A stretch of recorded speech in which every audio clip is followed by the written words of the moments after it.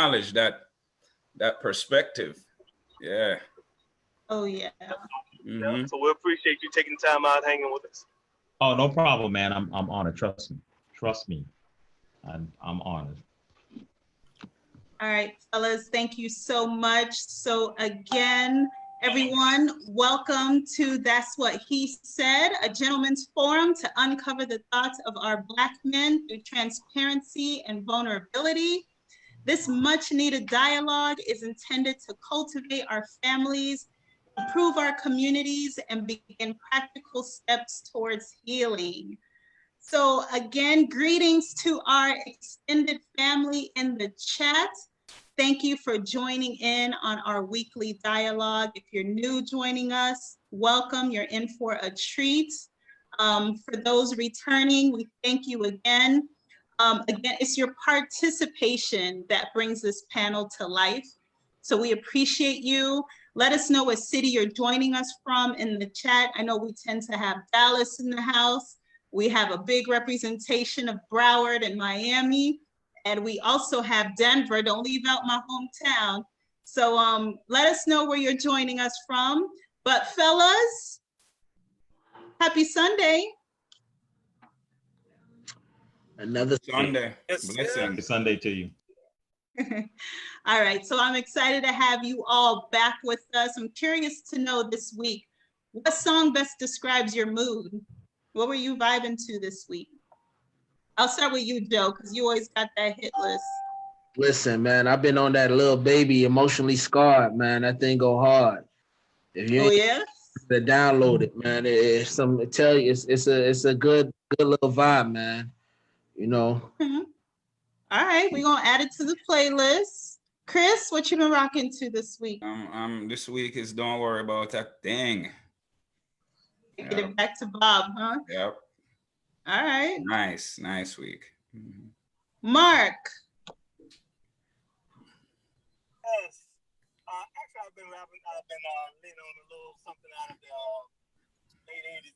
There's a guy on YouTube that put up these old throwback jams, and he had Kid and Play song cover. So I've been just jamming to a lot of old throwback from the 80s. Okay. All right. We'll let you connect your audio for us. But I think he said some Kid and Play. You know, Mark tends to show his age on here. Yeah, I'm about to call the Time Machine. The Time Machine, exactly, right? And we have a guest with us. We have Adrian N. Carter. Adrian, what before we dive into all that you're about, let us know, what song have you been vibing to this week? I like to throw on that young man who his last name's Bryant, Kedron Bryant, I believe it is, who sang the song after George Floyd was killed, that I Just Want to Live. I just want to live. Okay, they're trying to sing, but that song to me is my new national anthem. Yeah. It's very inspirational from the young kid. Okay, we're gonna have to add that to the playlist as well. I always like picking their brain to see, because music gets me through, because I can only imagine what it's done for you guys. But I'm glad to see you guys back and healthy. We got a jam-packed show this evening. So with no further ado, we're gonna go ahead and jump right into it. So Adrian, we're gonna toss it to you. Again, welcome to our panel. We're glad to have you here. Tell us a little bit about yourself. I am a leadership development trainer and conflict resolution practitioner, and also an educator. My job as a social scientist is to challenge the way we think and to impact our society by trying to get people to reassess their way of seeing the world through these traditional norms versus what's going on currently in our society, to make sure that we're making the best decisions, the most informed decisions. And I'm happy to be here. Thank you for reaching out and inviting me. So thank you for having me on the platform, and to see everyone again. Yeah, of course. And thank you so much for joining us. You have quite the book out. Is this your first book by chance? No, this is my second personal development book. And prior to that, I have 3 books of poetry I had published. Oh, wow. Okay, so we're gonna have to get all of the names of everything that you have put out, so we could definitely support. Chris, let me throw it to you. Yeah, so Adrian, tell us about your book and that provoking title. You want to explain on that, please? Yeah, the title. So let's get married and do everything except make it last. It seems that's what we do a lot of times, right? Is, you know, people, they get married and they do everything except make it last. And whether they do it knowingly or not becomes an unfortunate end result. Divorce rate is at 50%. So for every 100 people that get married, you know, 50 people are getting divorced in that year. And it's unfortunate. I came up with the title after being inspired by another poet who had a poem that dealt with a similar topic, but from her perspective. And so at the time when I heard the poem, I, being a married man, you know, and in a very bad, just to simply put it, relationship at the time, marriage at the time, I felt as if that exactly was what I had done. I had gotten married and we were doing everything except making it last. But I'll also add, when you look at the title though, and if you can hold the book up again, you can see that there are actually two titles in one. You know, it's Let's Get Married and Do Everything Except Make It Last. But when you look at the title, it also has a component that says Get Married and Make It Last. You know, by what's bolded from what's not. So the book does give you an option, right, as to determining, right, what you can do. You can get married and do everything except make it last, or you can get married and make it last. Okay. All right. So some good stuff. We're going to dive in just a little bit. Before we do, I would love to announce the winner of 828 Concepts book giveaway. We're going to give it up to top fan Luz. Luz definitely followed directions with the competition for today, and she is the winner. So Luz, following this, will be getting you a copy of Adrian's book for you to enjoy. So speaking of that, so Adrian, you talked about being a conflict resolution expert, which we definitely need more of, whether it's in our love life, our relationships with family. Like, I think everyone can have a better understanding of how to resolve conflict. But I'm curious, what are some ways that a couple can have a healthy debate and still be productive? Yeah, a lot of times people say that communication is the key to a successful relationship. And my father told me years ago, communication ain't the key to a successful relationship. The problem is people talk too much. And my father had a point though. The problem is not that communication is not necessary, is people in a lot of ways don't know how to have conversations in a productive, effective way. And I wasn't even aware of how important these various components of communication were until I was in my doctoral program taking a class called Human Factors. And it's heavily focused on how conflict is based in our communication. People do things when they begin to have these conflicts and begin to converse about it, where they start debating one another. They take shots at each other. One of the things that people do is they make ultimatums, right? You better do this, or if you don't do this, then I'm going to do that. Those are threats in relationships, or those are threats in the conversation that's being had. So while people think that they're making a stance or they are setting their boundaries or their standards, they're actually just over communicating and creating more conflict. So one of the things I urge people to do is to, if they look up what's called the dirty dozens of communication, the dirty dozens of communication. Okay. You do a search for the dirty dozens of communication, and you're going to find 12 things that's talked about that people often do in communication that are actually it does more to undermine or to take away from the communication being healthy and progressive or effective than it actually does to move the conversation forward. So people, if people will take the time to educate themselves on what a proper conversation or effective communication looks like, then they'll realize it's not just about communicating how you feel, but how do you communicate in a way that is actually not injuring, right, the other. You know, things like reflective listening, being able to say back to the person what they said to you, that's reflective listening.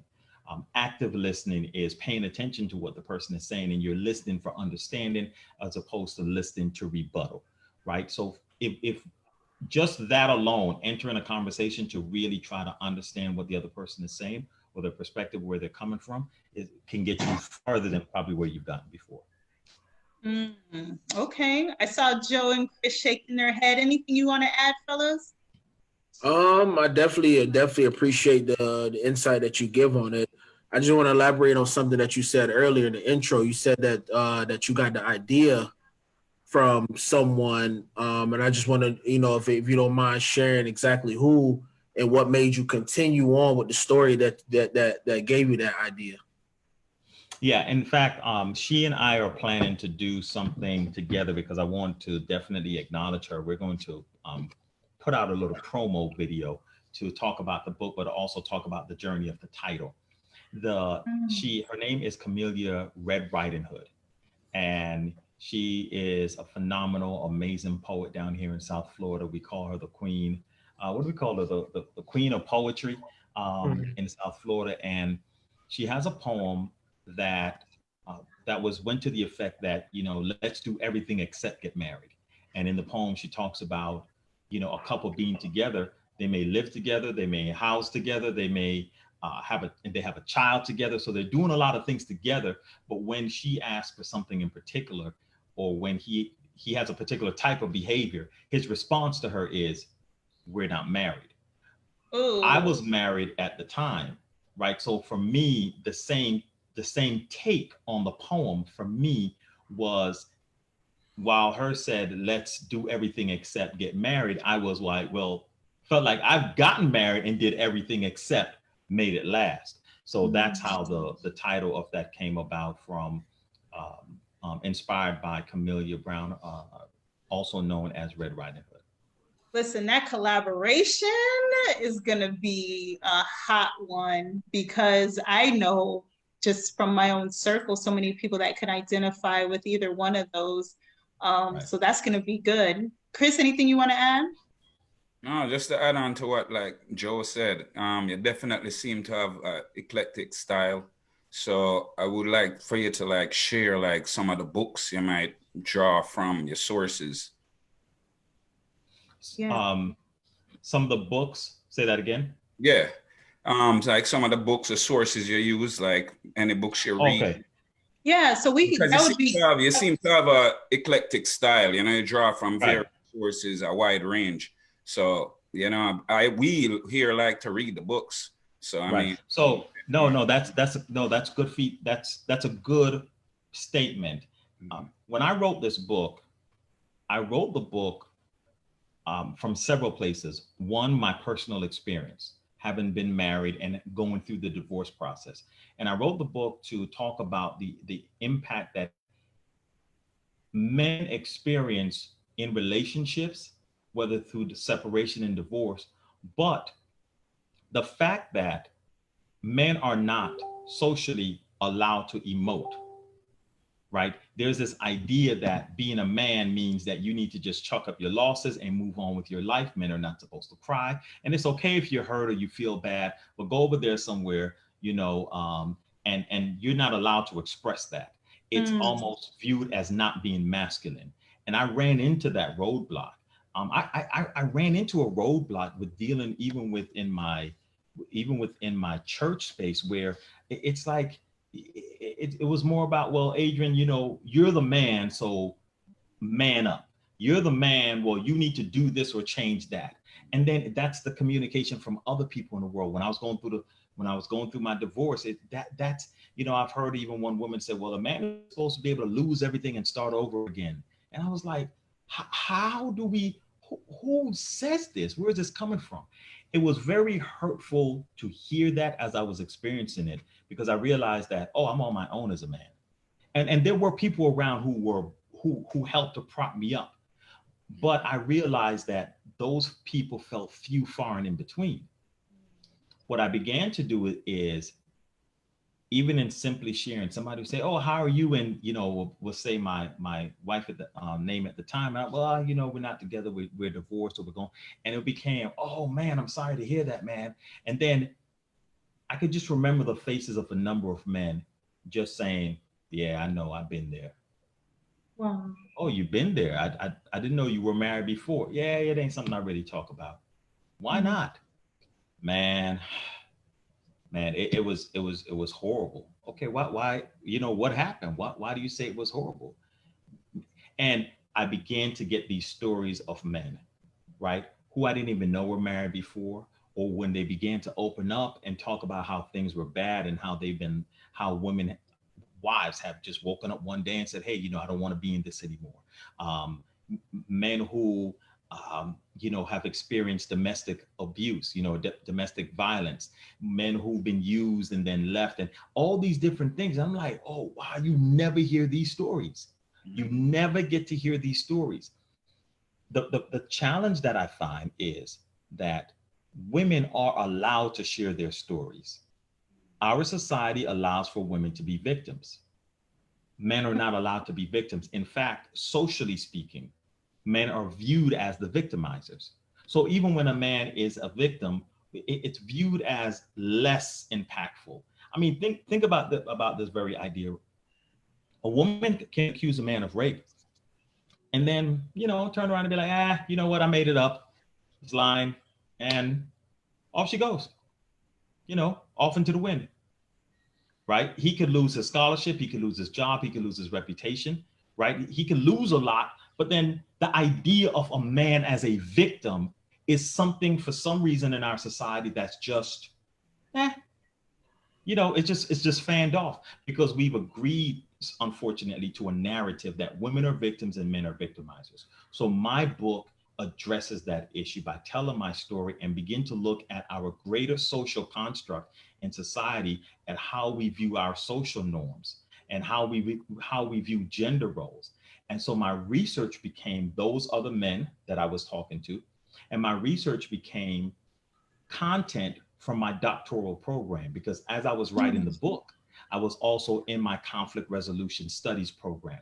I'm now at the point where I'm writing my dissertation and I'm doing my research based on that. But so much information about conflict, communication, abuse. I mean, it's statistically the case that women are actually more domestically violent than men. But when we talk about domestic violence as a topic, it's almost automatic that we view women as being the victims, men as being the abusers, right? But here it is, statistically, it's actually the other way around.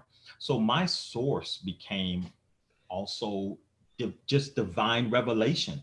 I'm praying to God. What the F, God? What happened? Like, you right. said this, right? Yeah, what happened here? Like, what? And I believe one day the Spirit showed me. I said, why didn't you show me this before? As I got some revelation, and the Spirit showed me, you're asking me different questions, so I'm giving you different answers, right? And those questions began to become, why is the order of life this way? Why is our social conduct this way? And the Spirit began to move me and showed me how, here's a scripture that says this. The church and man defines it as that, but that ain't never what I meant by it.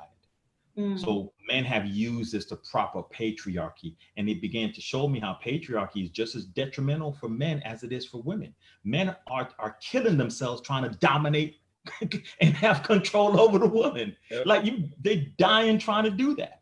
Yep. So my source became divine revelation, my education process, and my personal experience. So there's no book to read but my book to read. So this is the list, Chris. That is the book, right? That is the right. Okay. Yeah. So Adrian, everyone here, and let's touch on the divorce aspect, because there's a couple things that you talked about that we want to chop through. But everyone on this panel, and I'm not proud of this, but this is something that we all have in common, is that we've all had a divorce, and some have remarried. But the number indicates that Black families are becoming extinct. We can't ignore that fact. What do you think are the top 2 reasons why? Number one reason is because Black families, Black America is preoccupied with maintaining a Eurocentric concept of what marriage is. And that is heavily emboldened around the topic of provision. The number 2 reason, I think in this day and age, forgive me, Lisa, you might be mad, but I think women are overempowered. Talk to me about that. Overempowered. I think we're in the age of women. I think, and my book deals with this topic, that we now have a new woman. That 1950s, 60s, 70s woman is not the woman of 2020. The woman neither are the men, but right, and I'm going to get to that. To that. Neither are the men, but I begin with the women because the women have had the most gain, right? They've made the most leap. They've gone from, whether it was not, women's suffrage movement started from the late 1800s. Whether it was the right to vote, right to an education, to be able to participate in politics. So today in 2020, from what I understand, Black women are the most degreed women in the world, right? And I read a couple articles that say that. I'm like, it's interesting, right? Black women are the most degreed in the world. I think you find almost every other day there's some women's empowerment event that's happening, right? So women have empowered themselves. Women are at the forefront of leading organizations, leading companies, leading departments, right? They're degreed, they're earning money. And I think one reality is this. People like to say, oh, back in the days it was better. When my parents got married in 1960 or 70 something, they've been together for 30, 40, 50 years. And I say, yeah, I hear you, but I just think women ain't have the money to leave. I don't think they stayed because they were so in love and being together was so great and they stuck it out. She just ain't have no options, right? I think today women have options. Women have a lot of options. And I think women have so many options that I kind of think they've somewhat become a little bit too overempowered in their ability to gain capital, have options, and create their own life. And in the middle of that social construct of what is the traditional norm, that's not the norm. Right. Now you want a man to come into this space that's no longer the norm. This now seems abnormal. While the woman has gained power, men have lost power. Right? Because the woman now competes against me in the workplace, but yet she still holds me captive to being a provider. That goes back to my reason number 1. So women, you lead, you're in it, you're out there, you're popping, you're glowing, you're beautiful, you're great, you're shining all over social media. And it's so hard for a brother to touch y'all. Because it's so hard for a brother to touch y'all because the dynamics have changed. And I think in the process, women have lost a lot of their femininity because they have felt the need to be masculine in order to compete against men. Agreed. So it's women are so empowered. Now, I don't blame women for that particular decision because they say when in Rome, you do what? As the Romans do, right? So when she enters the boardroom, she's not allowed to act like a woman, right? She has to be just as assertive and in the game and do those things that come across as more masculine. But unfortunately, not to their fault, I think we've lost touch in a lot of our connectivity as men and women, that masculine and feminine energy, because women have become as politically, economically, and socially active, right? In order to make up ground from that men right, in patriarchy have held them back on, right? So that's why it's a two-edged sword, right? It's the snake is eating its own tail. The venom is also the what you call it when you get a shot, to heal you at the same time. Venom. Oh. Oh, and inoculated. But it's also the vaccine for you, right? The same contain what venom contains. It as a poison, you also need elements of venom in order for you to have the cure, right? Yeah. So we're both victims of each other's circumstance in that way. Oh. What I would like for women to do now, let me just back up. Trust me, men have failed women in a lot of ways. Men have just not been responsible with the hearts of women, period. Yeah. But I'm not going to have that conversation because I think there's enough of that conversation. There's a lot of that conversation everywhere else. Yeah. Right. I don't think women are accountable almost by nature, by our socialization process, right? Which goes back to, again, why I felt that we need the book. But to leapfrog from that source of empowerment, which is fine, be empowered, but be fair. And I don't think women, Black women especially, are being fair. And that leads into my reason one. Black women want to play from both sides of the coin. They want a la carte feminism. They want to take the great things that they can take from the 21st century and hold the man captive to the traditional norms of the 50s and 60s about what a man is supposed to be doing, while also capitalizing on the opportunities that they have in the 21st century. I simply say you can't have it both ways. If you're going to be an empowered woman, you're going to be a leader in your department and at your job, and you're going to be as beautiful and gracious as you are, and as educated as you are, and as competitive in the marketplace as you are. You cannot hold me to the same standards. You cannot pick what you want from the past to bring forward to the future, and then take what you want that's going to work for you well. And that whole construct is centered around, well, the man is supposed to provide. The man is supposed to do this. Where did we get that idea from? We got that from white people back in the 50s and the 60s about a woman is supposed to stay at home while the middle class. Remember, this was a system created for white middle class people. Black people have never had the wealth in America to operate in that fashion. So Black women keep on asking Black men to do something that our capital has never allowed us to do.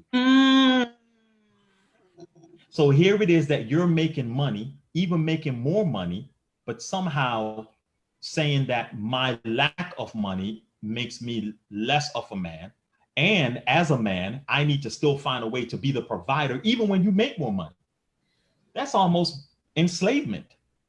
Chris is about to jump out his chair. Chris? Because I always say that I'm not as articulate, but the bus stop.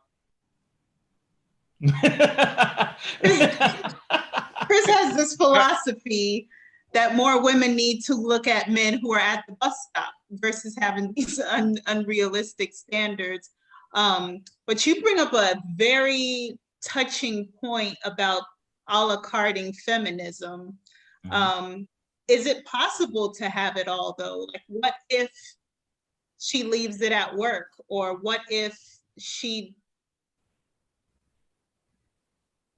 can she have it all? What is all? Can she have the career? Can she have the relationship where the man still feels like he is the head of the household and he still feels like the king that he is, and she can go out and still make her earnings or their earnings without him feeling less than?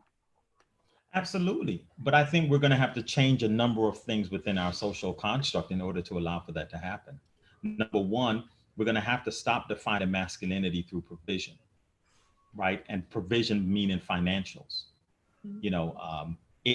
That's one of the big missteps that we make as a society. Here it is that you have a job that commands an $80,000, $90,000 salary. He has a job that is only commanding $50,000, why is he not good enough? But believe it or not, you have women who are saying they're not dating a man or speaking to a man unless they meet a certain financial threshold. I believe Okay? that. You have, so character gets thrown out the door, right? Character gets thrown out the door. Number two, I think the idea of, you do have some women, some people who think, well, whoever makes the more money, because it's about being a breadwinner, is somehow subject to having more say in the relationship, right? Especially how funds get spent. So that idea needs to be addressed. And thirdly, the idea that a man is the head of the household is something that I push back on, because it's a very patriarchal concept that actually does do more damage within the relationship than what we realize. So this is what happens. In this construct of the man being the head of the household, you have the book there. My second favorite chapter in that book is chapter 14. It talks about women as panacea and women as victim. Panacea meaning they're the cure-all, they're the answer to the ailments, but they're also victims. And women play between both spaces, right? Between being black girl magic to being the victim of something happening to them, and somehow the man is responsible for what happens to her in her life and her emotions. When we say that the man is the head of the household, there is a reality and a truth that comes out to all of this, is when he realizes that he's not. And I'm not talking about just being the breadwinner. The decision-making process, he's not the head of the household. The way that communication is had in the relationship, the idea of head is totally undermined by the woman when the woman is the one who gets to define whether her man is a man or not. Do you understand what I'm saying? In other words, how I am as a man is ultimately has to be sanctioned by her. Whether I'm a good man, I'm a good enough man, I'm a bad man, I'm a man who's acting appropriately. She steps in and she gets to say, well, yes, he is, or no, he's not. Mind you, I could be doing everything I'm supposed to be doing as a man, but the definition of my manhood is more predicated on a woman's description of my manhood than it is on mine. What? That was just Alicia light coming on. You heard earlier, that was just a light coming on in her head. So don't he said there's a light coming on. So this is what happens when we take these cues from the Bible to say that the man is the head of the household. Well, I can show you scripture where in Ephesians, when Apostle Paul says what he says about man being the head of the household, that he comes down and says to you, well, I'm not even really talking about man and woman. I'm talking about the church, Christ and the church. So the man has never really been set up as the head of the woman, even though we say that. But what we've done is we've misdefined what leadership is. And in misdefining what leadership is, the man wears the title of headship, but the woman acts within the headship space. And when it's time to be accountable for the outcome of the decision-making process, the accountability falls to the man, while the decision-making process rests on the woman. I could bring you 100 billion men in here who will be like, well, that's that truth. You see, the reason why we misdefine leadership or headship is because we keep on wanting to make headship gender-based. In reality, leadership is a series of activities that you employ or that you deploy. Leaders do, and what you do as a leader is what leadership is. Do you take initiative? Then you're a leader.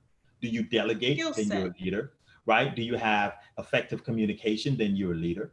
Do you know how to, time management? That's a leadership skill. Money management. So if she can do those things, then she's a leader. But what we've simply done is we've said, why, as much as she can lead, because she leads every day, she's the head of the department, right? She's running her own business. She's managing multiple accounts. So she has all of this leadership, but somehow when she comes into the relationship, she's no longer a leader. And we say the man is. No, she's a leader. The problem is that she doesn't want the same accountability for the relationship. And that comes full circle to what I'm saying. That's why when the relationship breaks down, who do they ultimately say it was the fault of? The man. Because the man, you were the head, and you should have found a way to make the relationship work. But then why is the man unable to find a way to make the relationship work? Because there's a whole nother adult in here who's also a part of the relationship. But one person is being held more accountable for the outcome than the other. And then we do this switch and bait, this sleight of hand by calling the man the head. I know the fellas understand what I'm saying, right? There is this idea that you're the head, but you're really not. In other words, you're trying to force someone into a position they don't even have the qualifications to perform. That definitely happens. And she's just as much. So my definition, I am a leadership development trainer. I've been doing that for 20 years. My master's is in leadership. My doctorate is in conflict resolution. I was the head of a leadership development department, Joe, at BC. So when I talk about what leadership is, it's those skill sets that we deploy. But women do not want to be dubbed as the leader because the leader has that one quintessential responsibility that above everybody else. And that is they have to be held accountable. And so women, and so look at this in all of your beauty, all of your empowerment. Adrian, like, hold on. Like okay, so go ahead. I'm not even gonna stop you. Go ahead.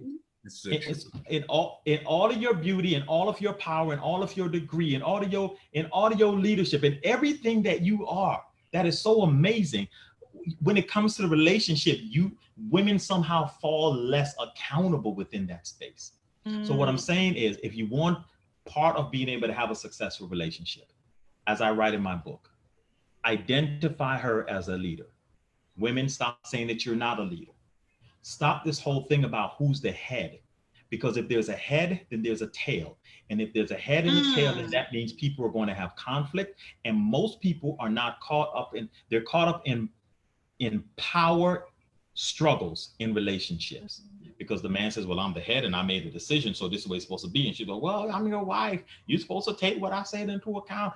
You're supposed to love me. But as soon as he begins to make decisions that she don't want, what does she do? Stop his decision-making process. So you mean to tell me you have the power to stop his decision-making process, but somehow you don't have power? If you have the power to stop me, then you have more power than me. So they want the power, but they don't want the power. They don't want the accountability. Women, they don't want the accountability. They have the power. They don't want the accountability. So they put the accountability on the man. So I'm simply saying, let's just be partners. Let's be partners. Right? Let's have partnership. Right? Let's understand that you have a set of skill sets to make this marriage or this relationship work. I have a set of skill sets that make it work. When we put them together, and when we're confronted with a situation, we can determine whose skill set is best situated to handle this. Handle this task. And when I can't handle something well, you mentor me in it, right? And you groom me in it, right? And when you can't handle something well, I mentor you and you learn from me and I learn from you. And we do that together. And we are both, how about this concept? We're both equally accountable for the success of this relationship. Stop putting that all on me as a man. Yeah. Don't even put that 1% greater on me because I'm a man. I agree. Could I chime in real quick? Great nuggets, Adrian. But I have two questions for you. First question is, you say you were divorced, correct? You're divorced. Okay. Do you feel that in your marriage that you couldn't lead, and that's the reason why the marriage didn't work out? Yes, in a short way. That's part of it. You know, there are 50 reasons that would definitely be one of them, but definitely more reasons than just that one. Okay, and this is to that same question. So what happened in the marriage when you felt like you couldn't lead anymore? What was it? What was the light that went off that said, I can't lead this marriage? Well, I found, my more to my experience was more of a matter of feeling that I kept being held accountable as a man, and what was being done on her part was not being reviewed as being impactful. It's almost like what I did had more weight than what she did. And I struggled with that. So not only did I feel that I was not unable to lead, I came to realize that I wasn't really the leader of the relationship.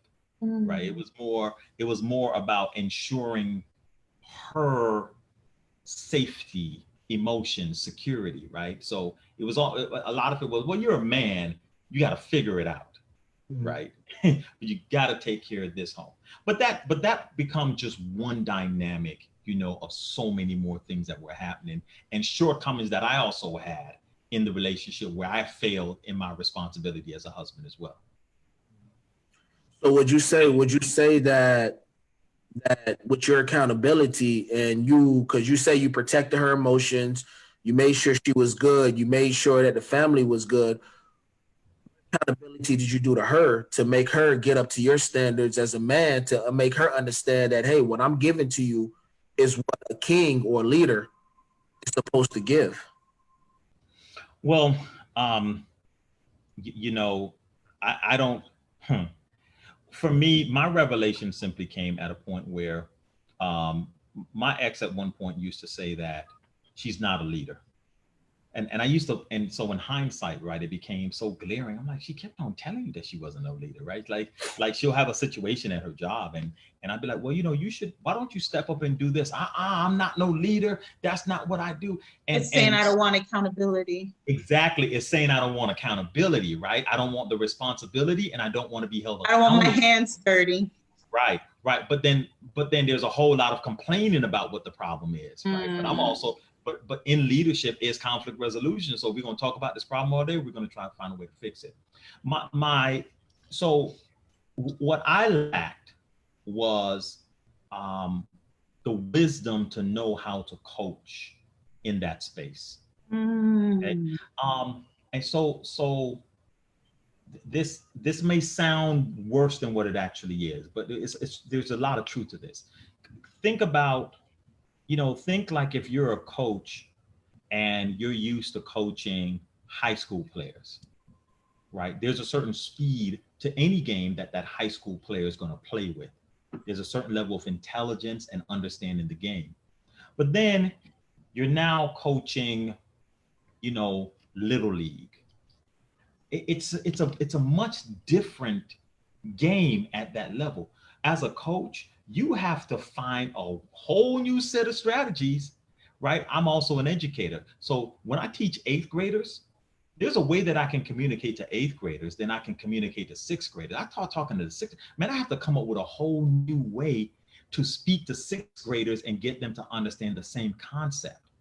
And I wasn't good at that, right? So whatever that distance was between 8th or 6th or high school and the NFL, right? Whatever that distance is, for example's sake, I was ineffective of knowing how to let go of my pride and my ego in being able to come to a space that made me more effective, right, in my leadership. It's like I play with the big boys. Can we just keep playing with the big, hey, listen, so the game is different. And that's where I failed in my or one of the areas that I was definitely either, whether failed or came up short-sighted in that. Well, that's why I asked, because I'm someone who, I disagree with what you're saying as far as leadership. I feel a man is always supposed to lead, and we can use the analogy of football, and it's called adaptability. So if you can't adapt to your new surroundings, why should you feel like you're not a leader? Great leaders learn how to adapt and learn how to adjust to their climate. So if someone is telling you that they can't lead and they're asking you how to lead, how could you hold them accountable if they don't feel that they can lead, instead of adapting to what they're saying and showing them the way and then telling them how to do things in these steps at a slower pace, and then you continue to lead? Because I think what this does is takes a lot of men off the hook. Yeah, I don't believe that a woman is going to lead a relationship. I believe a woman is going to follow her man even if she's making more money than him and she's more successful than him, she's still going to come home and ask him, hey, man, this happened today.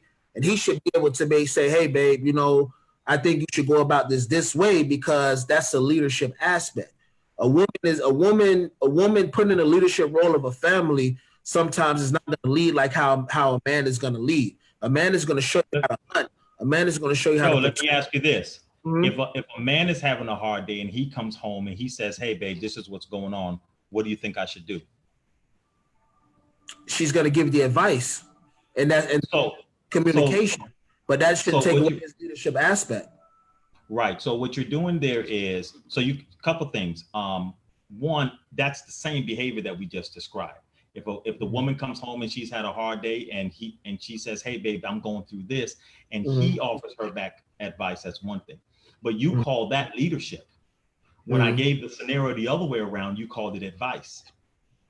I call it communication. I call it communication because, let's be honest here, there's going to be more days that a woman is going to come home and ask how they're going to handle things, where a man is going to come home, kick his shoes off, keep his thoughts in his head about his long day, and just sit back and give his ears to his woman, who probably can't handle some things or probably can't take as much arrows in their back.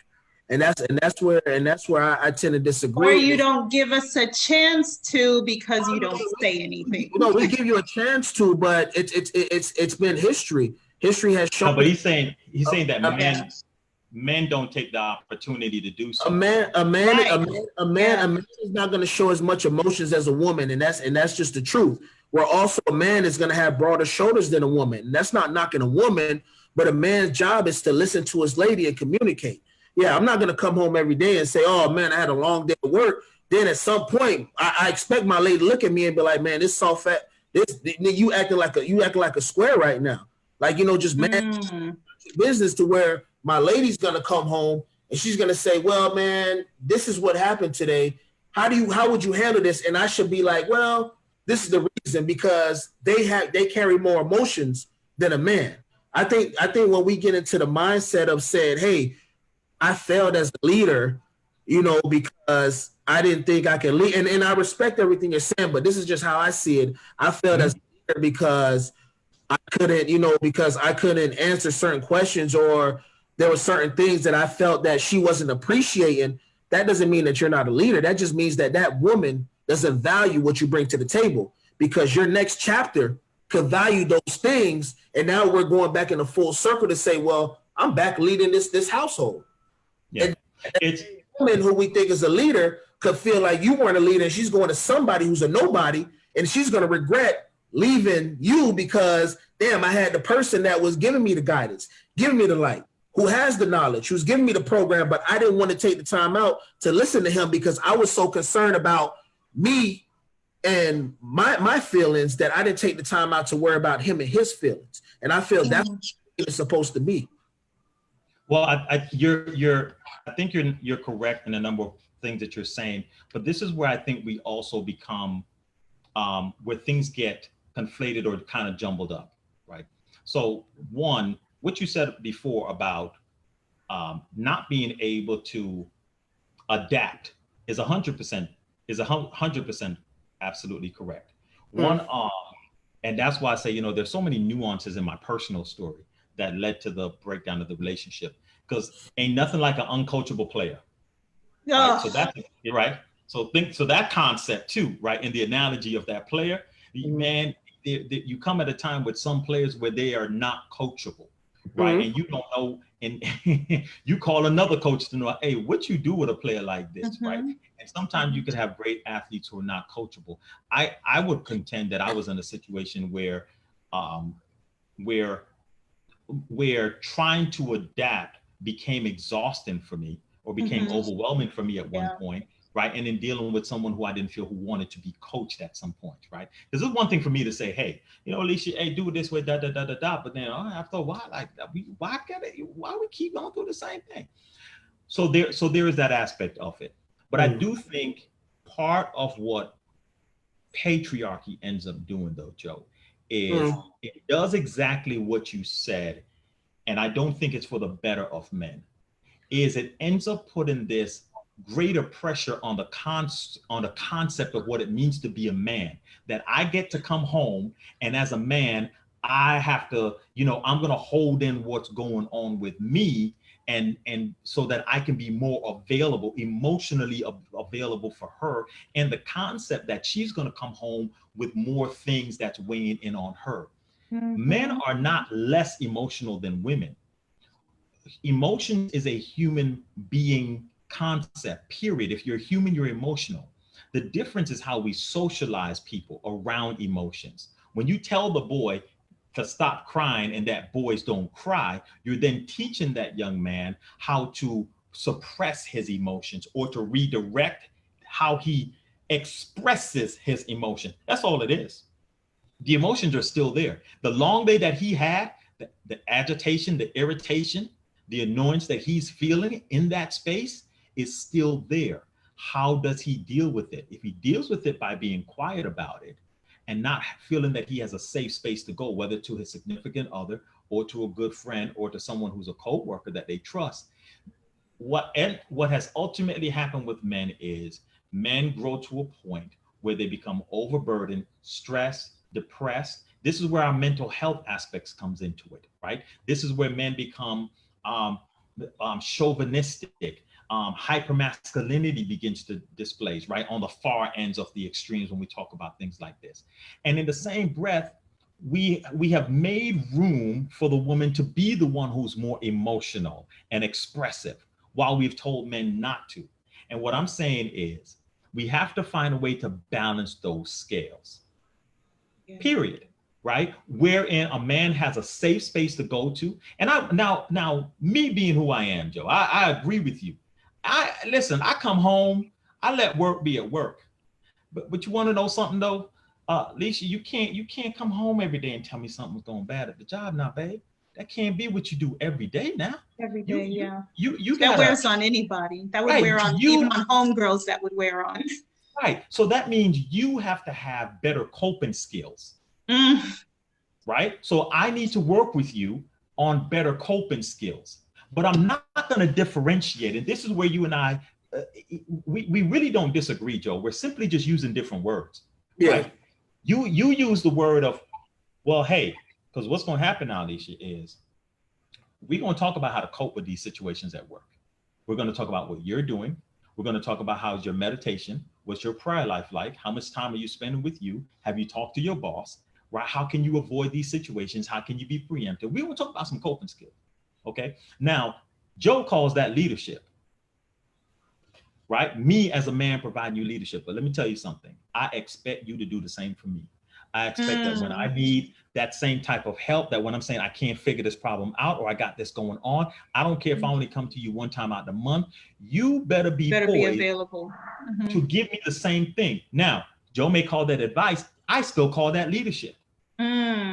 Agreed. Right? Right. Yeah. He may call that effective communication. That's a leadership skill set. You better be ready to be able to give me some leadership advice, effective communication back. And that's what I mean by balancing the scale. It has to be a partnership. Equally, exactly. She finds herself as equally accountable for my well-being as I find myself accountable for her well-being. So maybe we just use different words, but it's going to end up being the same thing. Yeah, support is support. The question I ask is, why does a man feel like he's less of a leader if they're both given leadership? Well, I don't know. I don't know why he would feel less of a man if they're both given leadership. That doesn't mean personally. I don't feel less of a man. Less as a leader, because every man goes into the relationship that I'm going to lead my household to make sure that my household is good. So if we're both giving leadership to each other, at what point is it that she's more of a leader than me? Oh, I don't think at any point she becomes more of a leader than you, unless the man is failing to lead, right? Then that means he's not being responsible as a man. And so if we're saying, which is what I think you're saying, to say it back to you, if we're saying that, hey, Joe, you come in and you're a responsible, mature man and you do what you have to do.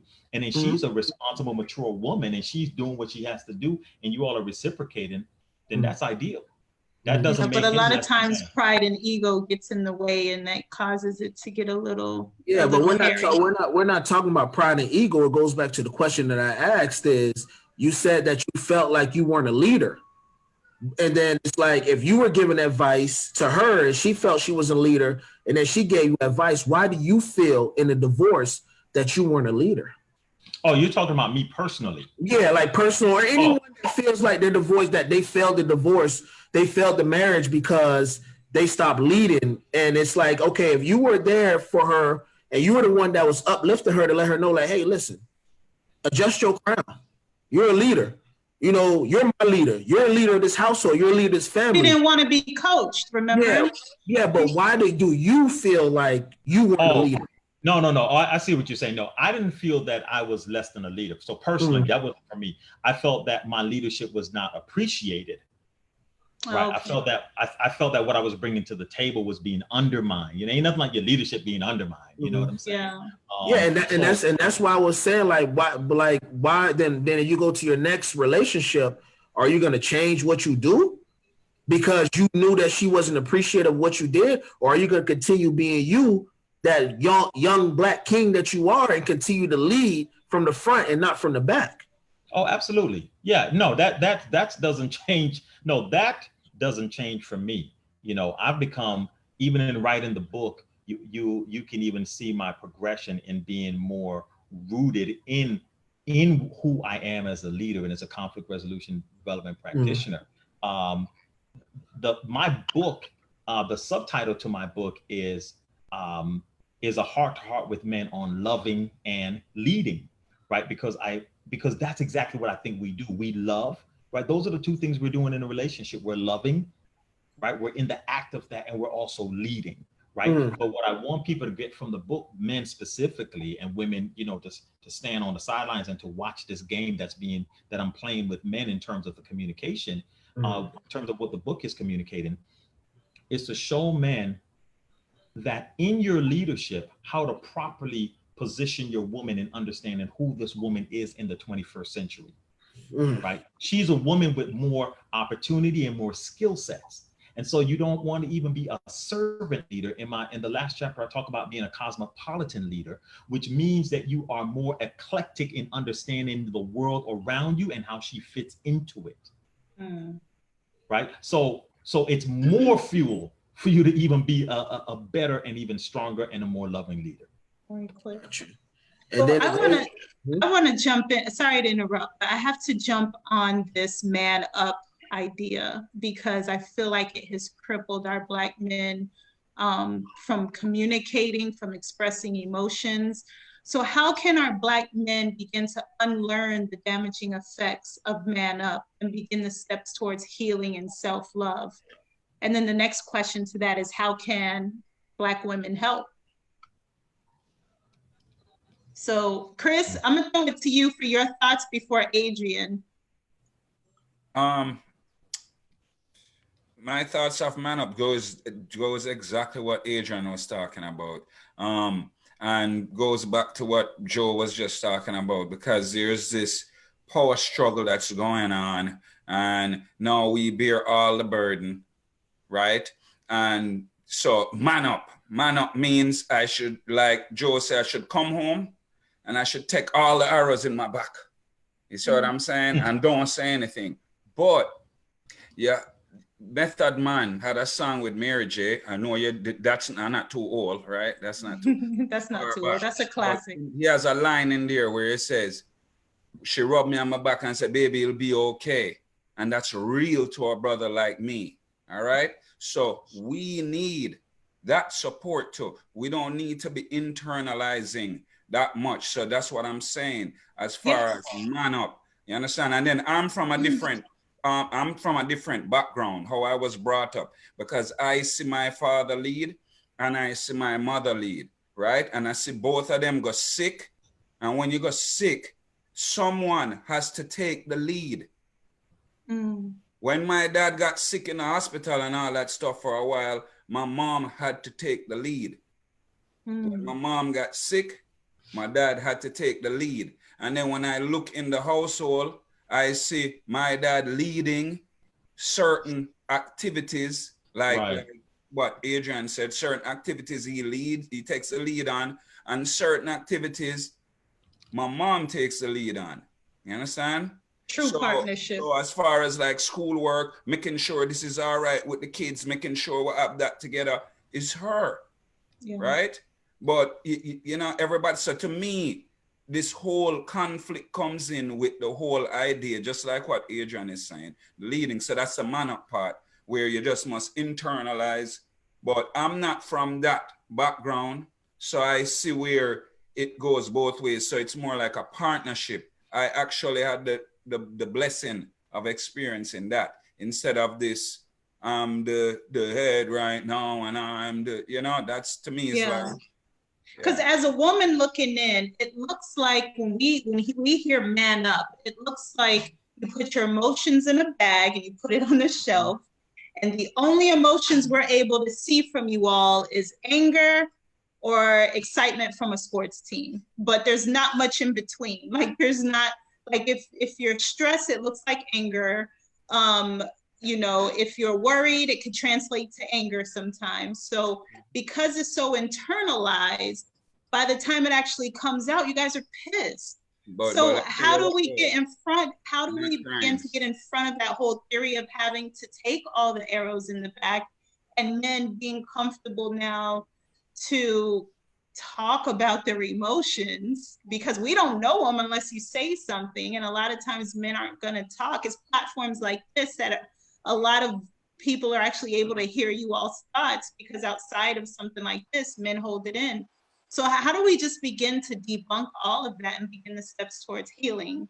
Well, it's all about partnership, like you said. If you telling me about your day at the end of you discussing everything, the next thing that should come out your mouth is, well, babe, how's your day? So Adrian, I want to ask you this. So that being said, Alicia, right? Was man up and we must express ourselves. You think a man should cry in front of a woman?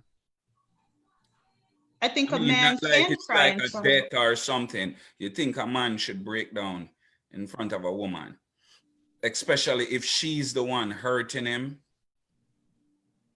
I don't think anything's wrong with it. What I've learned to do, Chris, is this. So I put on a conference every year called the Empower Men Conference, and Nice. and it's a leadership, economic, and activism development conference. So it's obviously it's for men, it's empower men.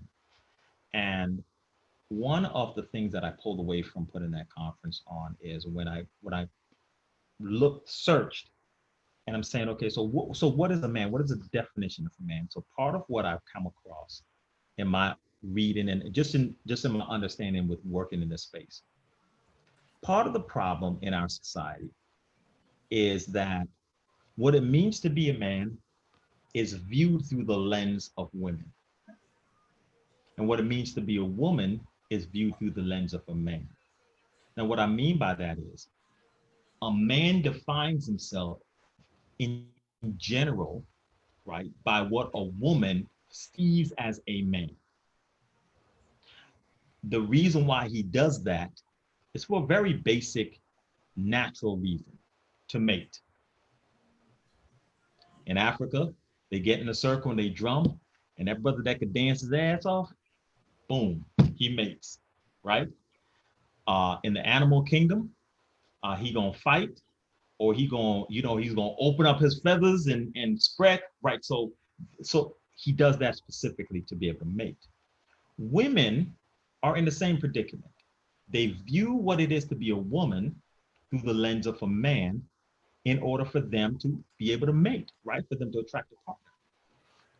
So when they say there's a level of truth to when they say, oh, women, if you stop talking to these guys who are pulling their pants down, right, who walk with their pants halfway down, the crack of their butthole, right, hanging off their waist, that men will pull their pants up. Mm-hmm. Because what they're saying is that as long as you're willing to mate with them, right, they will continue to reflect that behavior. Now, same thing with women. Women are out here getting butt implants, their bodies snatched, right? They wear and dress a certain way, and they look because they want to be appealing ultimately to mate.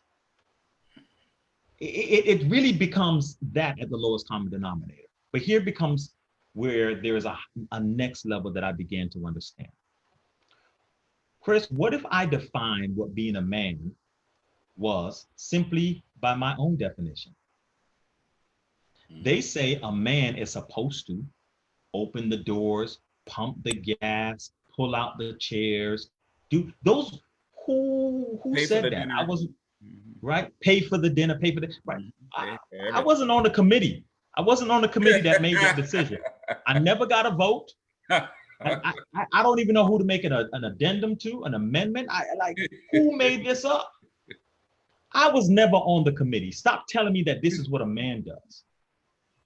Now, what if I define what being a man is based on what Adrian Carter defines being a man is?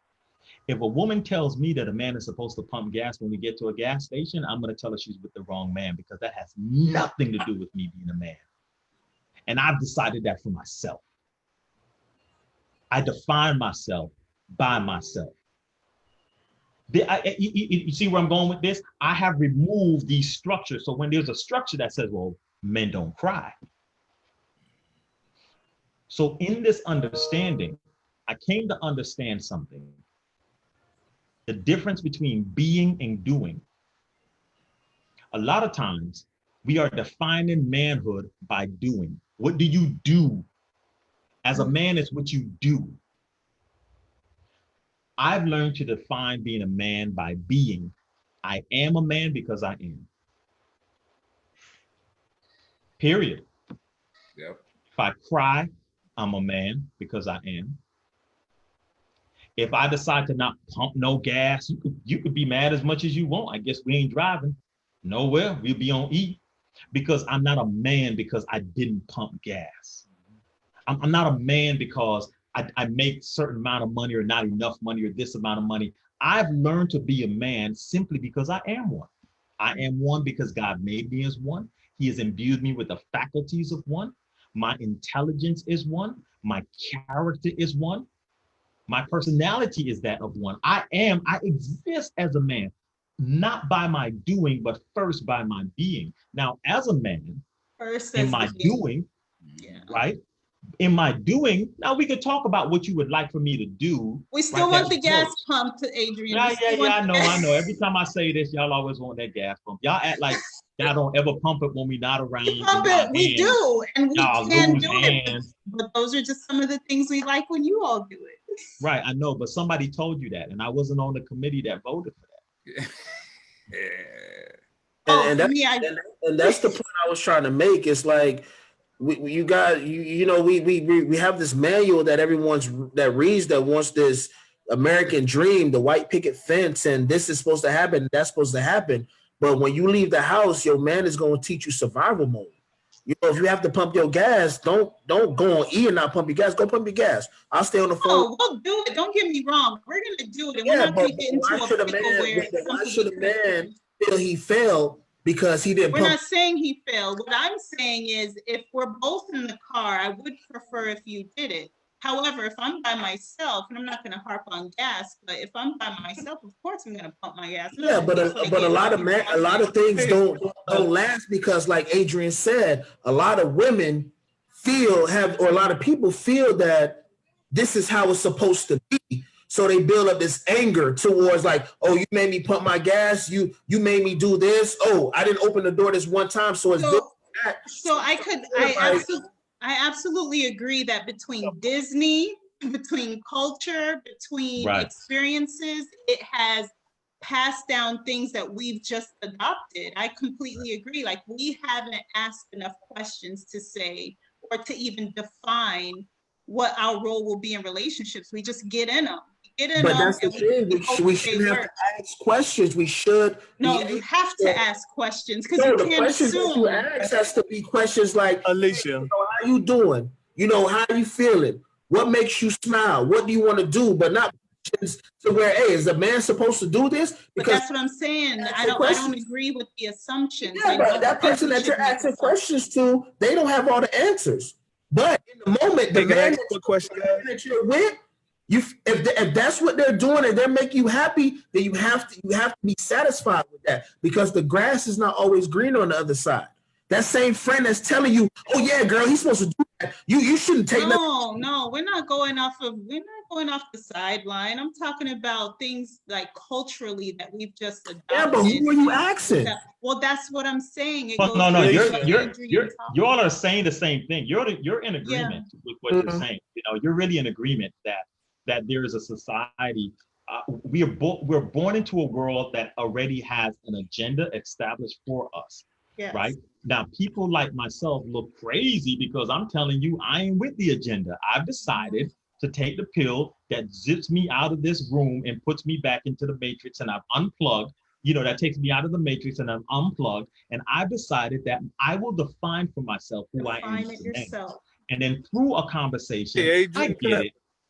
Go ahead, for sure. Yeah, let me ask a quick question. Because what I'm also hearing is chivalry.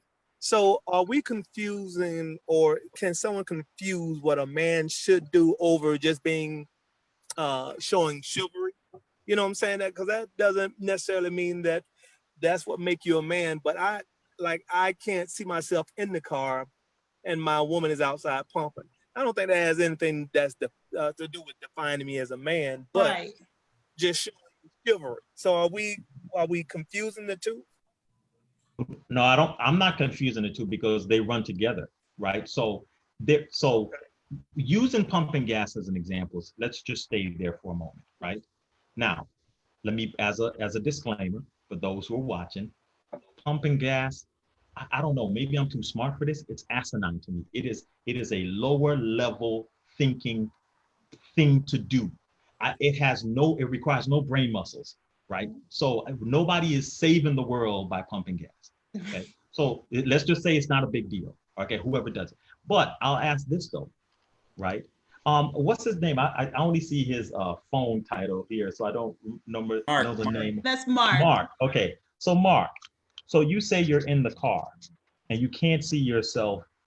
You can't see your woman outside pumping the gas. Let me ask you this: where did you get that from? You know what? Honestly, I don't think I've got it from anywhere. I think it's just something within me that I can't say I've ever been told it. You sound like you went away, Mark. Yeah, your connection was lost. Come back closer to the phone. Yeah, we can hear you now. Okay. What I was saying, that I don't think it's anything that I've ever been taught. I think I just took it upon myself. And you're right, pumping the gas. I mean, that was the example we were using. But certain things that if my woman is with me, there are certain things I'm going to take upon myself to do. Not that it defines me as a man, but just that's just in me to do. You know, if it's a heavy box, but where did you get that from?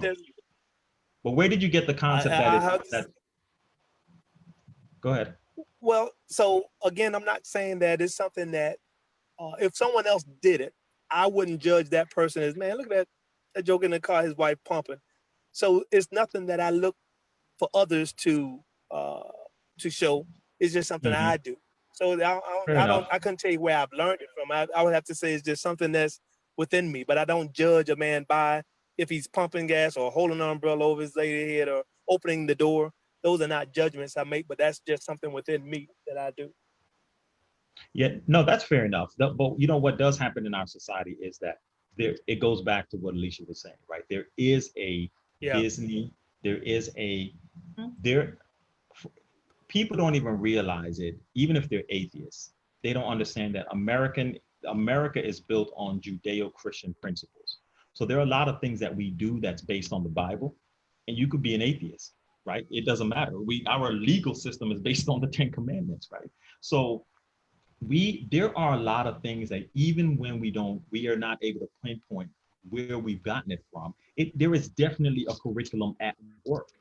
Now, for some people, they may say, well, you know, Adrian, why do you pick on pumping the gas? And I do that specifically because I do identify that as one of the things that we've gridlocked. You know, I've talked to enough men and women. The people are gridlocked on this thing. Well, you know, no matter what, you pump the gas. And when I asked, well, where did you get it from? What's the idea of it? Well, that's just something we do. That's just something we've agreed as a society that who does? A man does. And I push back on anything that boxes me in as a task that is linked to defining me as a man. I push back on that construct altogether. And I define myself within that. Now, if I'm with a woman who's just adamant that I pump the gas, okay, fine. You know, I might be adamant that, she takes my shirt off. Like, I will never take my shirt off, baby. You got to do it. Unbutton this and take it off for me. It's fine. Make up whatever rules you want. And by no means do these tasks am I saying that they should not be done? What I am saying is ask, why do you do it? Where did you get it from? And do you tie that to your masculinity or to your manhood? And if you do, that's a problem. Because the moment you say, well, you didn't open the door, you weren't less of a man because you didn't open the door. You understand what I'm saying? Now, I can open the door for you because I want to be a gentleman to you, but that doesn't define me as a man. There are other things that I look at that defines me as a man. And I'm just I impart that knowledge to get people up to speed with that. And that's the point I was trying to make is like, we come up with these steps, and I see a lot of guys in here, commenting on, oh man, you're saying you don't pump the gas, but it's not about pumping the gas at that moment. Why should she get on E? We could argue that, hey, she drives all week. Why are you not looking in the car to make sure she's not getting on E to where she wakes up the next morning where she doesn't have to run into that predicament? And it's like we try to define ourselves because of the small things that we do, but it's not about that. It's about the person that you are and what you bring to the table and how you lead your household. Pumping the gas is something that, hey, you do it, that's fine for you. If you don't do it, I can't judge you. I pump the gas. If my lady's in the car with me, I'm going to get out and pump the gas, but that doesn't define me because I'm more than just someone that pumps the gas. I'm going to be a motivator. I'm going to be a shoulder. I'm going to be a provider. I'm going to make sure that when it comes down to me, you're not going to work or you're not going out in the outside world and seeking, judgment or seeking any type of aspiration or anything from anyone on the outside world. I want to make sure that I give it to you. And if that means that I have to have broader shoulders and listen to sometimes and listen to you cry, then I'm going to have to do that. But what I'm not going to do is I'm not going to discourage you. I'm not going to say, hey, suck it up, or, that's not right. I'm going to talk to you. I'm going to guide you through it. But when I see that it's coming over, then I'm going to say, hey, listen, I told you what you need to do. This is what you got to do. All right. In this world, it's not for the weak. That doesn't make me less of a man, or that don't make me weak. That just makes me tell my queen, like, adjust your crown. You're in purpose. So in wrapping up this question, like, how do we begin to unlearn the damaging effects of manning up and begin the steps towards healing and self-love? Adrian, what would be your 1 or 2 steps that men can begin doing like today to rectify those damaging effects? I definitely think what I was talking about is understanding the concept of you are a man because you are, right? Nothing defines you, right? You were made a man. A man is someone who is a mature individual who's also responsible, right? And being responsible. So do you make responsible decisions? Do you make good decisions, right? Do you study to show thyself approved, right? Those are those intangibles that actually define you as a man, not some task. And people could be in arms about whatever you want to when it comes to pumping gas.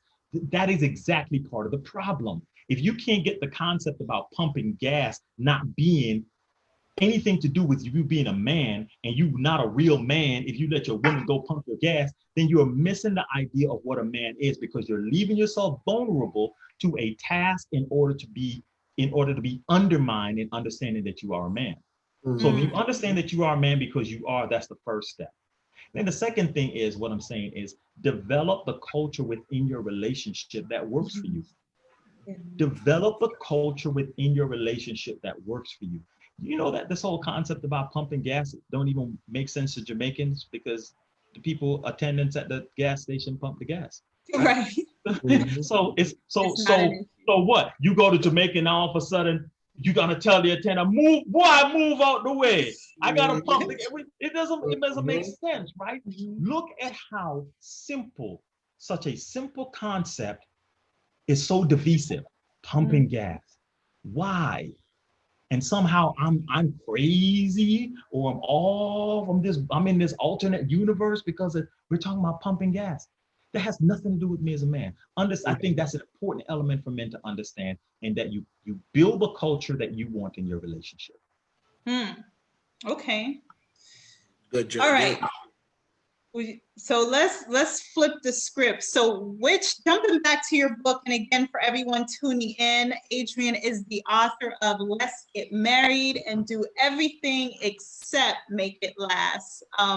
Which chapter in this book, Adrian, was most challenging to write about, and why? The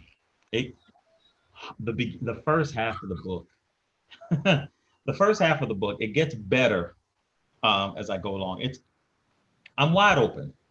I'm wide open in the book. I'm very transparent about my shortcomings, things that happen within the relationship that created the dynamic that it did. So, I mean, chapters 1, 2, 3, especially from the intro to those, at least those first 4 chapters, were very difficult to write.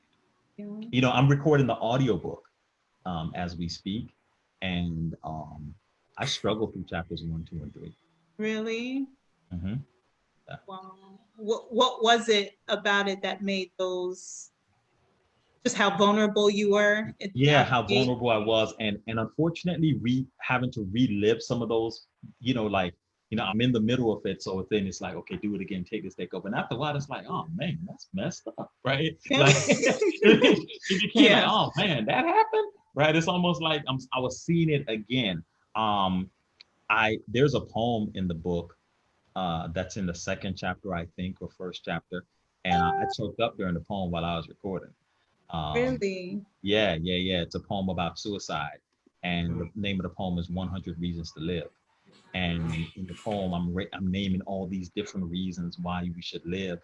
And when I got to the part where I said the father should not bury his son, I couldn't hang on. I couldn't hang on. My father and I have such a my father's a big part of my story within my book, but he and our relationship has gotten even so much closer over the years. So that part was really choking up. But yeah, those first 3, 4 chapters for sure. Okay. Let's see. So what would be your lessons or word to the youth, boys and girls, in their earliest age of learning how to break the cycle and the miseducation towards each other? I want people to understand. I think we go through a life cycle, right? And I've made this comment before. Middle school girls are mean, right? I watch them. Right? Middle school girls, boy, they rip these boys a new one. Boy, I see boys walk away with their head down, and I don't know if they ever come back up sometimes. Wow. And it's so interesting to me. Like, I wonder if this is where that hurt starts. That cycle. I think they swap in high school, and boys be ripping girls' hearts out in high school. But middle school girls can be mean. I think the problem is not so much with the students, though. I think it's what are you doing as parents, right? And I know children are going to have their own experiences, but I'm a fervent believer in the scripture. You raise a child up in the ways of the Lord, and they won't forget it, right, when they're older. And I put more onus on the parents to instill the right principles in your child. Show them, even this whole thing about being a man or being a woman, right? Specifically looking at men, it's okay for men to emote. It's okay for them to cry. It's okay for those young boys to go to show them a way to effectively deal with their feelings and to communicate. Don't shun them and tell them to stop the crying and go sit over there and figure it out. You have to have those conversations with your children and help their social emotional development. They will be better adults and better people for relationships when they get older. So children, tell your parents to do a better job at, of communicating with you. And that would be my word to my word to young adults like that. Okay. All right. Joe, I'll pass it to you. Repeat the question again for me, please. No, I'm gonna throw it to you for the next question. Definitely. The biggest thing, Adrian, and thank you again for joining the show and giving us these nuggets, man. It's always a pleasure. But how do you empower men to revisit their dreams or step into their purpose? Like we're still, it goes back to the gas pumping thing, but there's a lot of men that are scared to chase their dreams because it's either someone is not motivating them or someone is not uplifting them, and they step away from that dream and they lose their purpose. How do you build them up? Oh man, that's great question. One of the major components of my book is about being a purpose-driven man and the importance of having a purpose, even especially before marriage. And of course, our purpose grows and it changes, and we can have multiple purposes, but a man has to identify his purpose. When it comes to men who feel that they're in a rut, they're not able to pursue their goals or their dreams, or they don't feel that they have purpose, I recommend to men, if you can, by any means necessary, find a way to slow down and stop. Make the world stop. The world is spinning so fast, and it feels like time is going past you, and you can't get a grip onto the dreams and these ideas that you have and the purpose and where you want to go. I'm asking you to please find a way to make the world just slow down for a minute. You have to change some things, whether it's less TV or less this, or whether it's, get everybody to bed, and then from 10:30 to 11 o'clock, you find some time to talk to yourself and begin to get back in tune with hearing that voice that's within you. Because a lot of times we have the answers, right? Even if the answer is where to go to find an answer, right? But if we don't hear, if there's so much clutter, chatter, and noise that's going on, right? It becomes that much more difficult for us to hear that internal barometer, that internal compass that's able to point us. So I plead with you, men, find a way to just slow your world down and take some time to yourself to hear the voice that's in you. And I think that's a first great step. In the Bible, it says, be still. Right. A lot of times in the Bible, it says, be still. So it's good for you to sit and get rid of all the distractions and reflect on your own thoughts. So 100%. I have a poem that says, be still enough, long enough to learn enough of what's enough for you. There you go. Brap, brap. Wait, that might be the one we need to hear. But no, that was it. That was the whole poem. It's a haiku. Be still enough, long enough to learn enough of what's enough for you. Somebody in the chat type that out for me, because I'm gonna need that following this conversation. But Adrian, that advice is good. The layers of onions. Oh yeah, for real. And there's nothing like the now where this. I'm still here listening to you. I'm just grabbing something right next to me. Okay, no problem. The situation that we're in right now is unprecedented, and it has slowed down everything, everyone, rich, poor, black, white, like no one has been exempt from what's going on. So now is the time to really take advantage of these moments of things being where they are, to connect, like Adrian said, like with your inner voice, to connect back to your dreams and your purpose. And not only that, think independently. All these social stigmas, that's my takeaway. Think independently.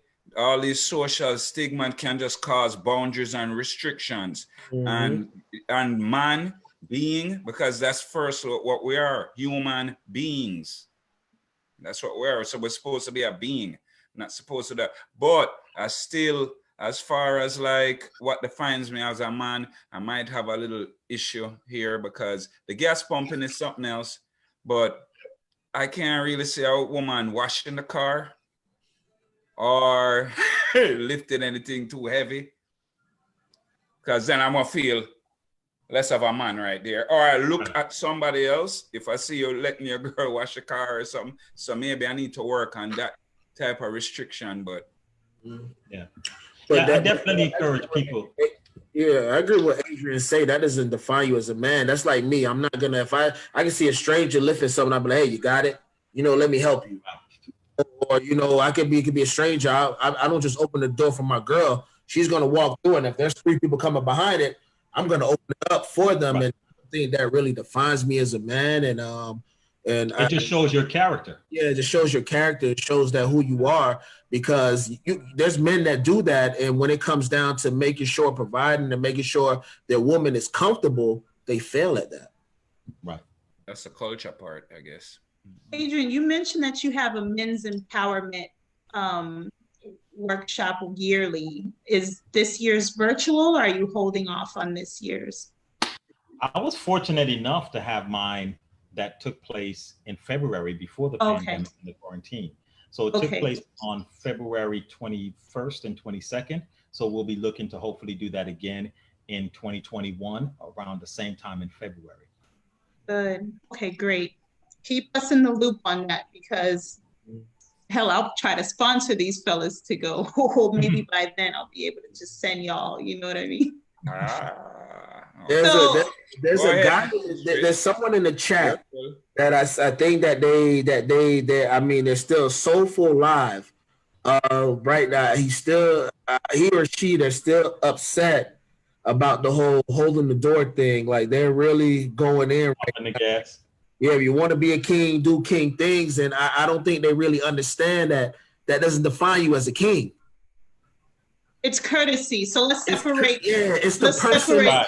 Yeah, it's the person that you are. Yeah. And and I'm going to have to defend Adrian here, because it's like understand what he's saying. It's not saying that don't do it, but don't let it define who you are. Yeah, don't let it define who you are. Yeah, some people really don't have chivalry, but they're great in other aspects. But there's some people that have chivalry and they suck at other aspects. That is less of a person or greater of a person. It just shows them who they are. Right. Because you could pump the gas but can't pay a light bill. But we're not going to go into that.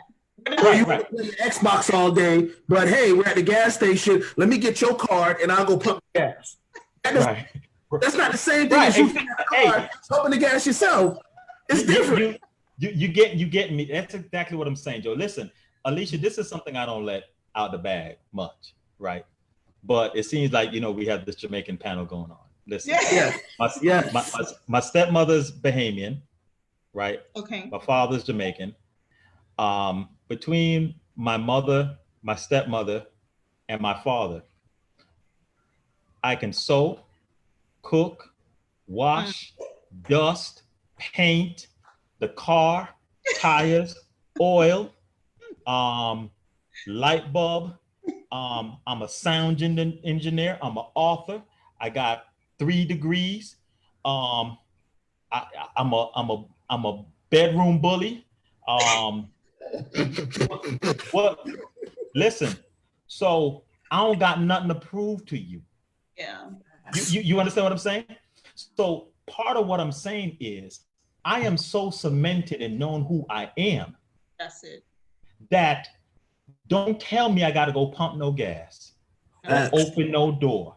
I can be so amazing to you that the whole concept of even opening a door or pumping the gas will make you want to say, nah, baby, I got it. You're such a great man to me. You see, that's what I'm interested in being, a great man, right? But if you hold me by if you want to hold me down by the chain about who opened the door and who pumped the gas and who did, you ain't going to get to the riches that's in me. Because you're gonna tune them out because they're worried about something so small. Like, you should no, don't tell me I should pay half the rent. If it's a team thing, let's pay half the rent. Let me step up and say, you know what, baby? I got it. Don't worry about that. But the American dream is this book that I've never seen that says to be a man, you have to do these things. And if you don't do these things, you're less of a man.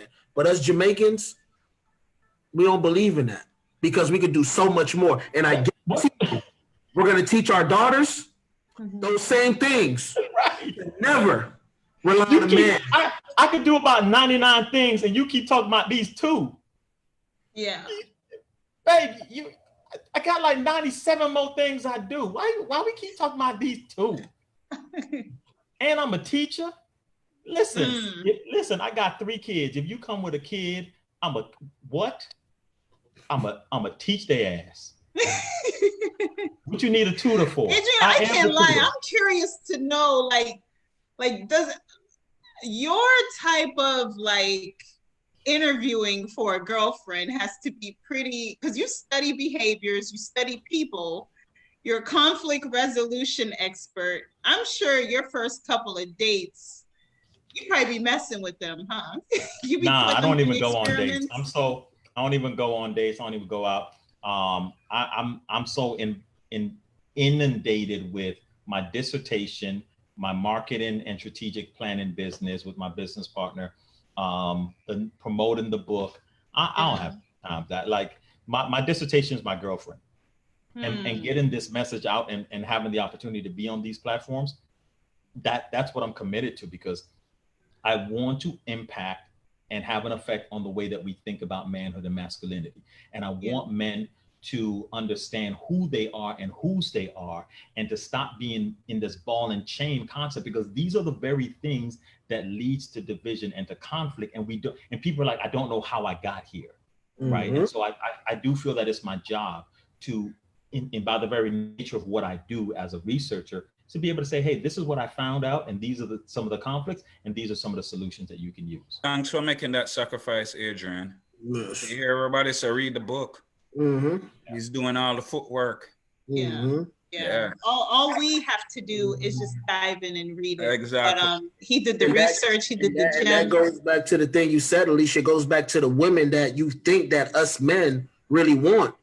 Jamal, don't bring up old sections. No. Don't bring up last week's conversation with Adrian. Okay, Adrian, we obviously need to have you back because we have so much more to talk about, Adrian. Our audience is going to support you in purchasing the book.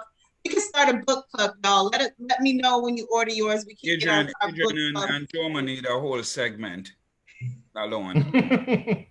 You know what's crazy? Adrian don't remember, but when we used to play football, we was on opposite teams, and we went at each other. Like I can tell in today's debate. Like, I'm probably bringing that right. Yeah, probably we went at each other because it was like it's just a competitive nature. Yeah.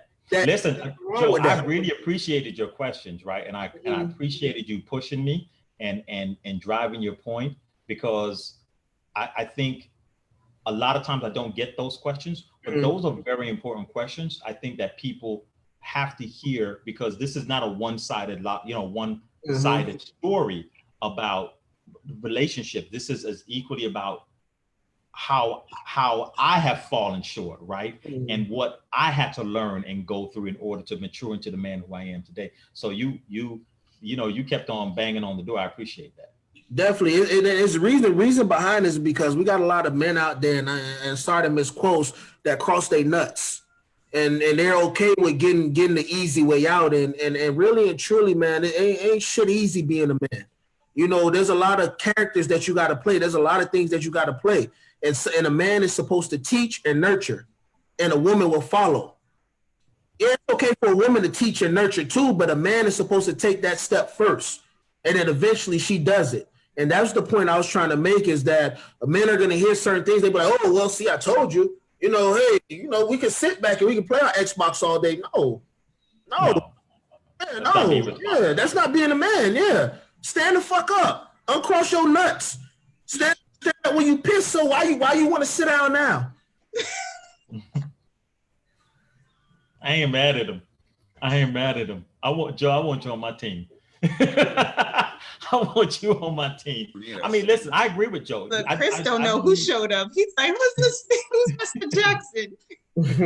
No, I do agree with Joe. I do believe that men, because I've said it before, even though I don't talk about it a lot because I don't want the conversation to skew from myself in terms of what I'm talking about. But I do believe that men have failed women in a lot of ways. Right? Yeah. But I plan on tackling that as a second issue right after I get through this, talking about, because I believe the story of men need to be normalized and we need to be seen as relevant.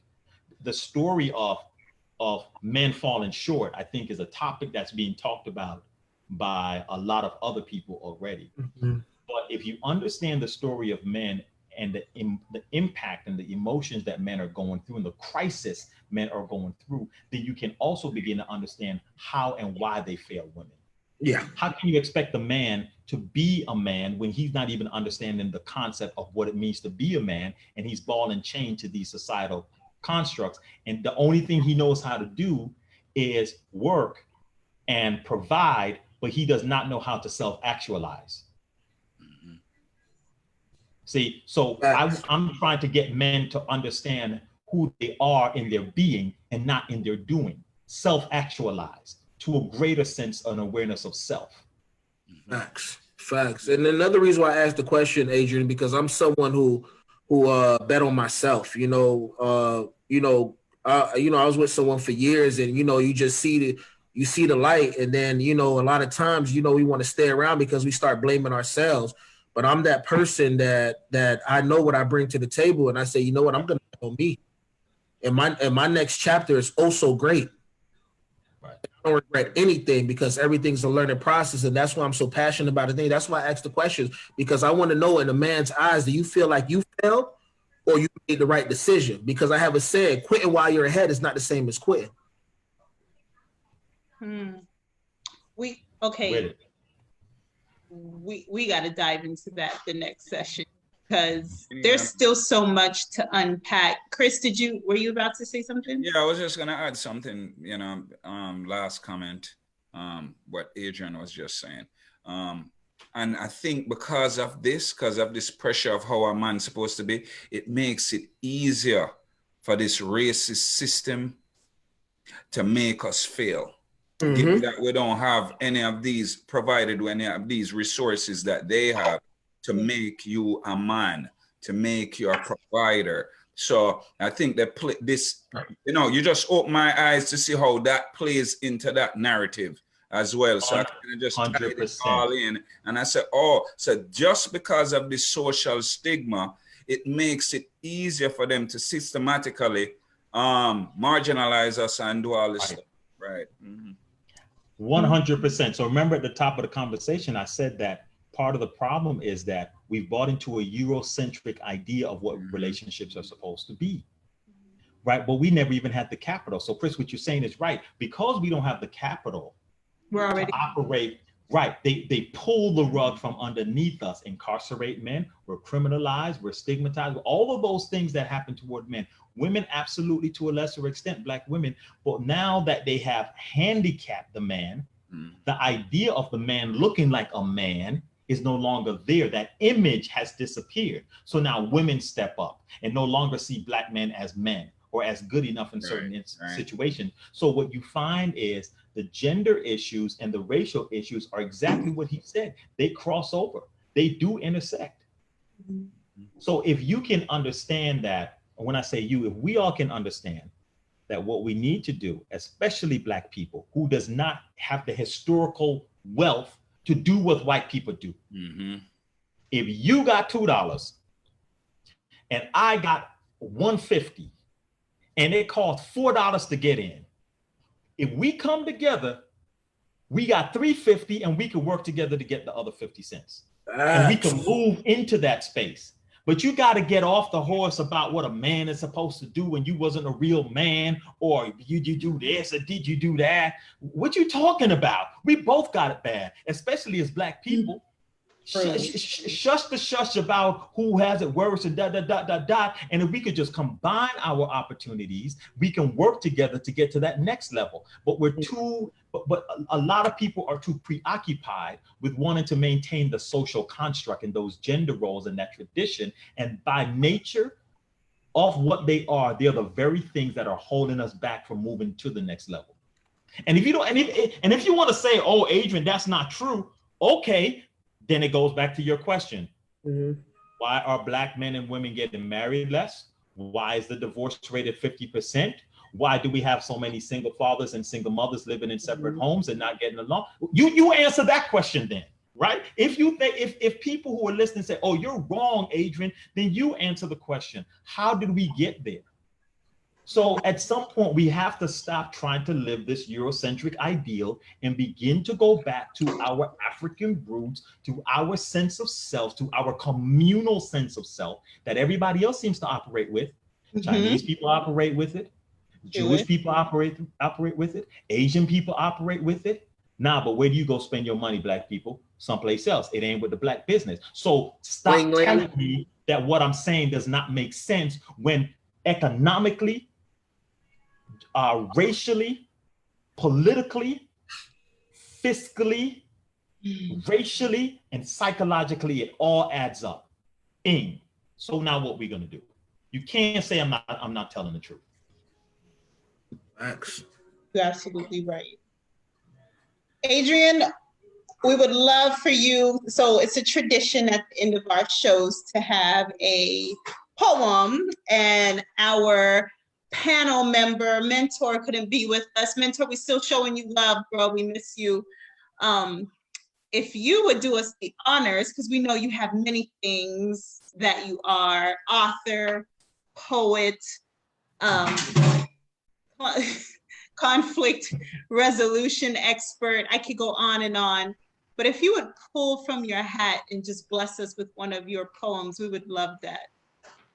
I want to do a piece. Thank you again for having me on.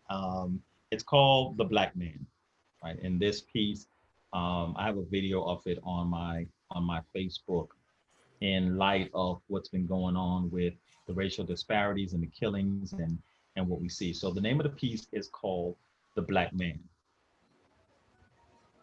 One day you will wake that sleeping giant. He will come out of his slumber, fist raised and defiant, single-minded to triumph. His determination will be lit. His tongue won't be bit. We are not horses. He is tired of negative forces, tired of being ridden, tired of being left with only forgiven, tired of being treated as dead while living, given cars with no gas pedals and forced to be driven. Pump the brakes. He is not a global mistake. He is not a human disease. It's not unfortunate that he breathes the same air you receive. He's not visiting from another planet. He has not overstayed his visit. It will never be his time to leave. It is his time to lead. This too is our earth. Your wealth can't buy our worth. Don't let our inclination to be spiritual fool you to think it's a ritual. It's not just practice. He is practical and won't be used for target practice. He is tired of being stepped and peed on. He is not your mattress. He cannot be replaced. He is part of the human race. He has a right to occupy this space. His Black is purpose for this place. How can you expect us not to loop back when the white in your eyes seem to only shoot black? Your blank stares, my black fares from your guns and spares that don't spare lives. Your love is contrived. You can't continue to do this. You will see a side of us that is unforgiving and ruthless. What are you going to do when the monkeys turn the hose on you? When our Black men in blue start arresting you? We too can play judge and jury.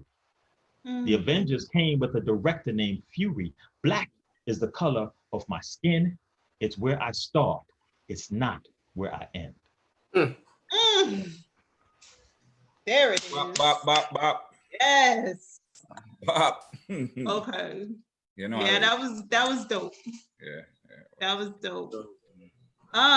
For the folks tuning in, we thank you so much for vibing with us, commenting throughout, and just supporting this much needed dialogue. Fellas, I can't thank you enough for your transparency and your honesty. That's really what even makes this thing happen. So thank you guys for your time spent. Don't forget to get the book, Amazon. Where else can they get the book, Adrian? It's available on Barnes & Noble and Books A Million, but I think the best place to get it is on Amazon. I know Barnes & Noble at one time said they were like sold out. and book some. Their shipping can be a little lengthy, but I know people who are ordering through Amazon and Amazon Prime, and they're getting it like the next day. Okay. All right. Well, there Amazon you have it. Mastery. So yeah. Yeah, there you have it. We got folks already commenting in. Aisha said, deep episode, loved it. You're getting a round of applause, Adrian. We thank you so much for being with us. You dropped some nuggets that we're still chewing on. I know for me, I have a lot of unlearning to do, and I'm looking forward to it. So thank you for your insight. To everyone, we're back here next Sunday, 7:30. Thank you again for tuning in, and have a blessed week.